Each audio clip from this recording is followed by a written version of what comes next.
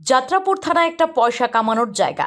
সরকারি বেতনের পাশাপাশি উপরি পয়সা কামাতে গেলে লাগবে চোরা কারবারি, চোর গাঁজা চাষিদের সাথে সমঝোতা। হ্যাঁ, এবার খোদ এমনই অভিযোগ উঠে আসলো যাত্রাপুর থানার কর্মকর্তাদের বিরুদ্ধে। অভিযোগ করেছেন খোদ গ্রামবাসীরাই।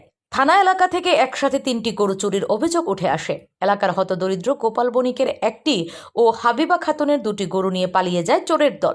তবে যে এলাকা থেকে গরুগুলি চুরি হয়ে যায়, উল্লেখযোগ্য বিষয় যাত্রাপুর থানা এলাকা থেকে স্বল্প বিস্তর দূরে।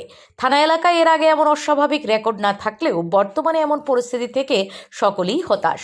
হাবিবা খাতুন জানান, ডিআই গাড়ি নিয়ে সরাসরি চোর ঘুরছে এলাকা জুড়ে। গাড়ির আওয়াজে মালিক সজাগ হলেও থানা এলাকা প্রদক্ষিণ করেও থানার কর্মকর্তাদের শীত ঘুম ভাঙতে পারেনি ডি গাড়ির আওয়াজ।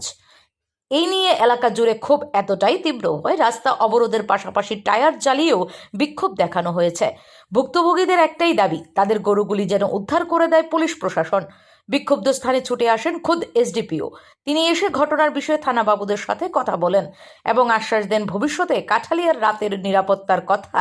এখন দেখার বিষয় এসডিপিওর আদেশের কতটা মান্যতা দেয় যাত্রাপুর থানার বড়বাবু থেকে মেজবাবুরা।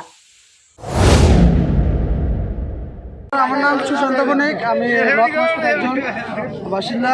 গত পরশুদিন রাত্রেবেলা গরু চুরি হয়েছে। তারপরে গিয়ে আমরা সকালবেলা তো অনেক খোঁজাখুঁজি করছি, গরু তো পাইছি না। তারপরে গিয়ে সেটা G20 করানো হয়েছে, তো থানা থেকে কোনো ভূমিকা নাই। আমরা আমার সাথে একসাথে একই টাইমে গরু চুরি হয়েছে। তাইনে গরু যে গাড়িটা দেখছে সাইনও দিয়েছে রাত্রেবেলা, রাত 3টার সময় একটা রাবার বাগানের মাঝখানে গাড়িটা আসছিল বর্ডারের সাইডে। ছেলে যে সময় সাইন দিয়েছে তারা দাঁড়াইছে না। তারপরে এদিকে থানাতে আসে তারা কাছে কমপ্লেন জানাইছে, তারা কোনো ভূমিকা নাই, তারা শুধু করতেছে আমরা অ্যারেস্ট করতেছি।